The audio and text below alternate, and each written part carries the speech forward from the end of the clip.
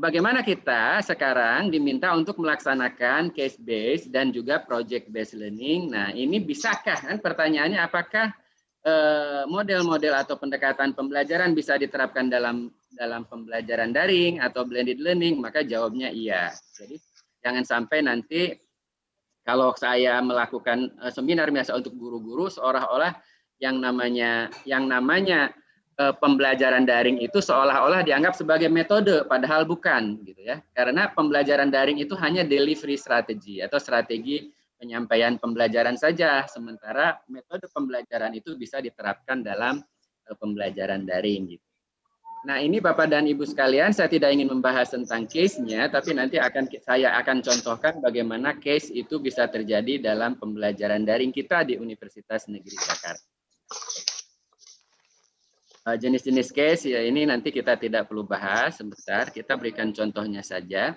Nah, case-based teaching dalam pembelajaran daring kita, kalau saya ingin boleh urun gagasan, ini nanti bentuknya boleh berbeda, ya silahkan Bapak dan Ibu sekalian, adalah seperti ini, saya membayangkannya Bapak Ibu sekalian. Ya.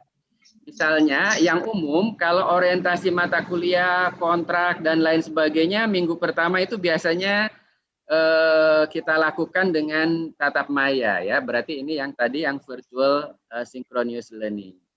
Katakanlah di UNJ ini menggunakan Zoom. Kemudian pada minggu kedua, saya tidak sebut pertemuan ya, karena proses pembelajaran dalam pembelajaran daring ini sepanjang waktu, tidak antara jam 8 sampai jam 10 ya.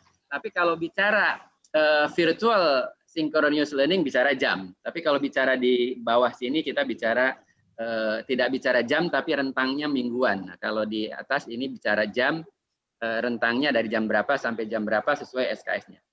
Nah, di sini mungkin akan ada pembahasan pertama di mana ada lecture atau ceramah oleh dosen, ada diskusi. Bisa juga di sini sudah mulai masuk case gitu ya. Mengambil satu case, membahas sesuatu, didiskusikan sampai selesai. Selanjutnya, maka dilakukan dengan pembelajaran mandiri via LMS. Berarti di sini antara minggu kedua sampai minggu keempat, katakanlah ini ya, katakanlah kita mendesain satu pembelajaran. Di sini ada materinya nanti di LMS. Nanti saya akan tunjukkan seperti apa. Tapi di sini sudah menggunakan peluang kita di mana peluang kita bisa menyisipkan case base atau project base itu di chat. Di forum diskusi atau di tugas. Nah, katakanlah saya ambil di tugas ya. Maka tugasnya setelah kita siapkan materi-materinya di LMS tersebut, bisa video, bisa slide presentasi, bisa link terkait sama macam-macam. Maka di tugasnya itu kita berikan case. Nah, case yang memang relevan untuk diskusikan. Nah, setelah nanti dalam jangka waktu dari minggu kedua sampai minggu keempat, berarti kan mereka punya waktu 1 minggu nih ya. Untuk mengerjakan ini atau 2 minggu, 2 minggu mengerjakan ini, maka pada katakanlah let's say misalnya minggu keempat kita lakukan tatap maya, maka di sini sudah ada discussion terkait dengan case yang sudah mereka bahas secara individu maupun secara kelompok gitu ya di sini.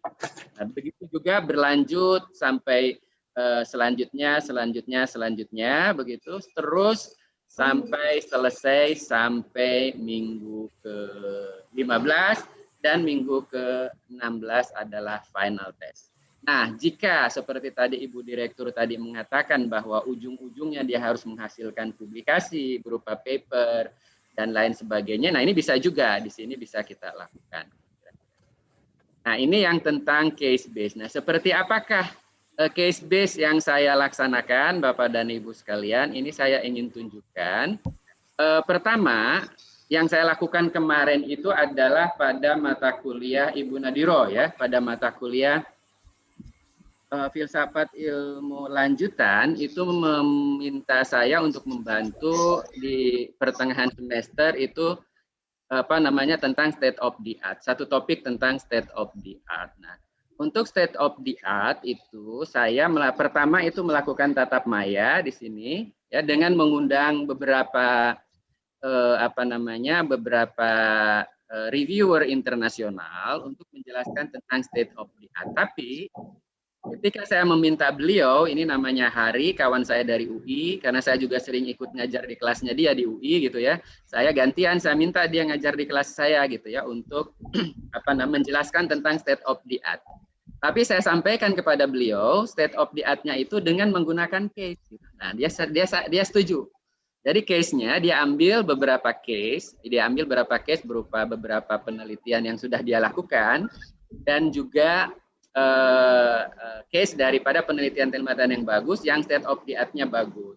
Nah, setelah itu baru di dalam pembelajaran berikutnya saya masukkan ke dalam LMS, masuk materinya, saya berikan tugas. Tugasnya adalah saya minta dia memilih case dan lain sebagainya. Nah, saya ingin contohkan seperti ini yang saya berikan kepada mereka.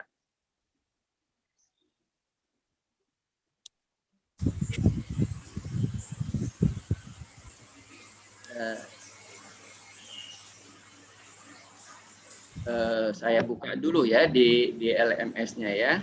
Oke, bentar. Nah, ini dia. Ini semester ini akan saya pakai di akan saya pakai di mata kuliah tulisan sampai penulisan artikel kalau nggak salah ada di S2. Nah, ini ada beberapa. Nah, yang saya contohkan untuk yang mata kuliah di salah satu mata kuliah itu adalah ini, Bapak dan Ibu sekalian ya.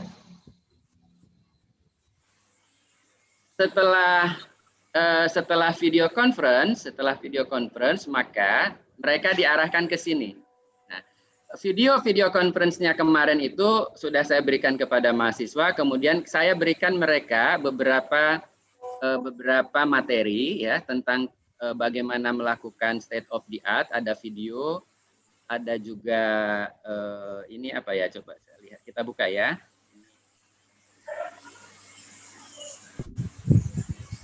Nah, ada video juga Bapak dan Ibu sekalian tentang bagaimana melakukan state of the art, kemudian ada video berikutnya tentang state of the art.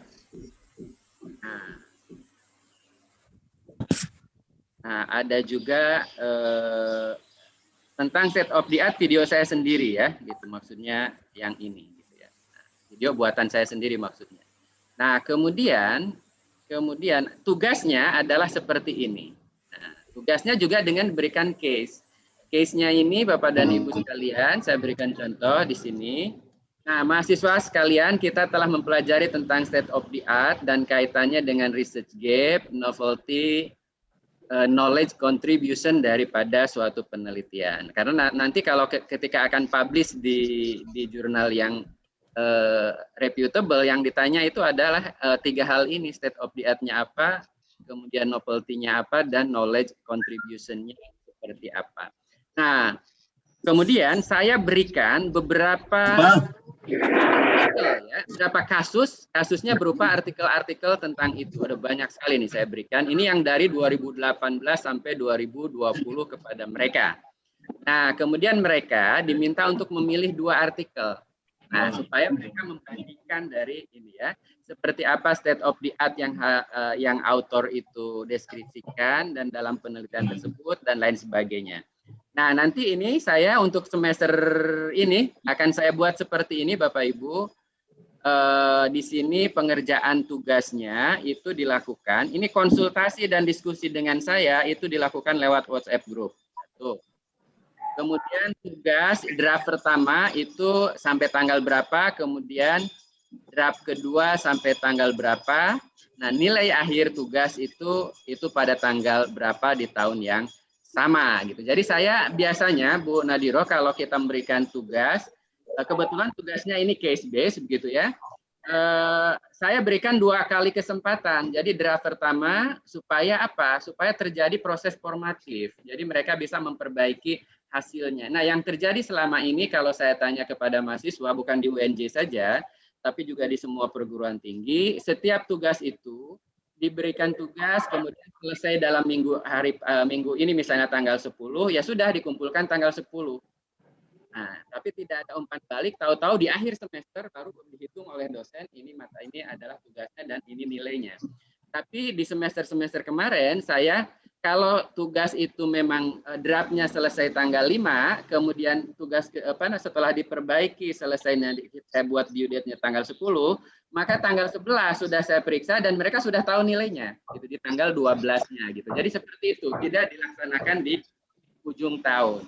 Nah, tapi yang saya maksud di sini adalah Bapak dan Ibu sekalian, tugasnya itu adalah case based. Case based berarti adalah kasus-kasus yang real yang terkait dengan hal itu. Ini contohnya dalam mata kuliah yang terkait dengan penelitian ya. Kalau dalam mata kuliah yang terkait dengan organisasi belajar misalnya, case yang saya angkat adalah misalnya kenapa case tentang video yang menjelaskan tentang jatuhnya Nokia dan BlackBerry misalnya. Itu terkait dengan masalah ini. Jadi case-case-nya itulah yang paling penting yang memang ingin kita sampaikan.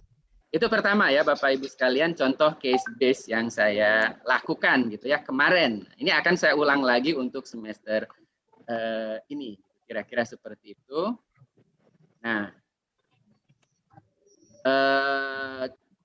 jadi yang ini Bapak Ibu sekalian, gambaran yang ini sudah saya jelaskan seperti itu ya Bapak Ibu. Nah, sebenarnya case base itu dalam pembelajaran daring yang akan kita laksanakan itu bisa kita lakukan dalam 3 alternatif. Yang pertama Bapak Ibu sekalian, ketika kita melakukan tatap maya, kita sudah langsung mengangkat case di situ.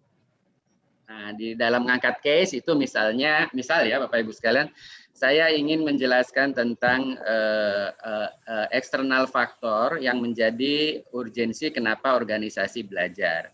Nah, di situ berarti saya akan mengangkat 2 buah video yang menjelaskan tentang kenapa Nokia jatuh dan kenapa BlackBerry jatuh. Nah, di situ baru dibahas dan diskusikan dengan mahasiswa dan lain sebagainya terkait dengan hal ini. Misalnya ditinjau dari 8 faktor yang menyebabkan urgensi pentingnya organisasi belajar menurut Michael Marquardt misalnya. Nah, ini di S1 sudah seperti itu ya.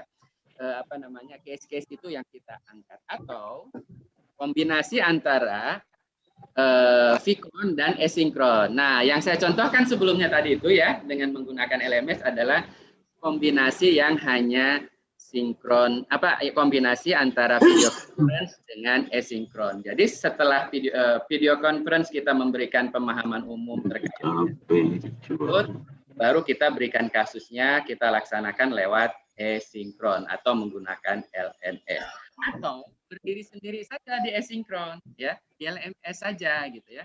Di LMS saja. Kalau di LMS saja seperti apa?